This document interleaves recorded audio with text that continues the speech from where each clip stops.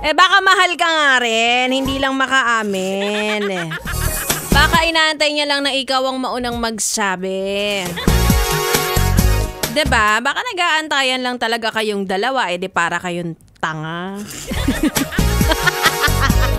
I'm back mga yes friend. It's me, it's your girl DJ Ganda Wanda, and that was Deadma by Rocksteady na naging anthem ng mga high school or college. Sige! Noon, diba? Yung mga hindi makaamin. Ba't di kayo makaamin? Sasabihin nyo lang naman. Yun naman ang tunay nyong nararamdaman. Bakit hindi nyo masabi-sabi? Diba? Kasi natatakot kayo na hindi ibalik sa inyo. Laging gusto nyo kapag kayo magbibigay, laging merong pabalik. Baka hindi tunay na ano yan, hindi tunay na pagmamahal kapag ganyan. Ako na nagsasabi. Ala, natatakot ako, Ganda Wanda. Mamaya pag sinabi kong mahal ko siya, sasabihin niya sa akin, salamat. Thank you. Gano, ganda-ganda ko talaga, mahal mo ko. Hindi, 'di ba? Ang tunay na pagmamahal, wala kang pakialam kahit hindi mo ako mahal, basta mahal kita. Ay, di ka maniwala sa akin.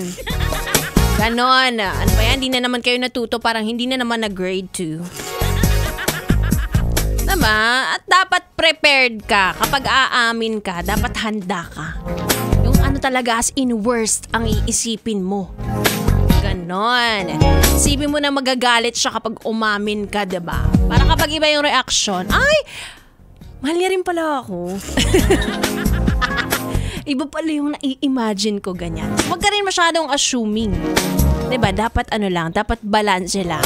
Kapag pure ang intensyon, kahit hindi ibalik yan sa'yo, magbubunga din yan. Diba? Ay, nako. Hindi man ngayon, baka sa mga susunod na taon. Ganon. Ito yung makakasama ko mamaya. Tatanong natin siya kung mahal niya na ako. Sa tagal-tagal namin nagsasama, sa araw-araw. Baka mamaya, hindi lang makaamin to. Kasama ko na si B-Boy Bibo sa aking pagbabalik. Ang bibi nyo on air, bibi ko naman off air. Na parang feeling ko one-sided lang. Diba? Kung titignan ninyo, parang mas mahal ko si B-Boy kaysa mas mahal niya ako.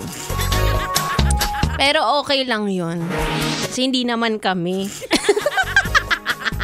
Anyway, tuloy-tuloy muna natin ang ating tugtugan. Again, kasama niyo ako, Ganda Wanda.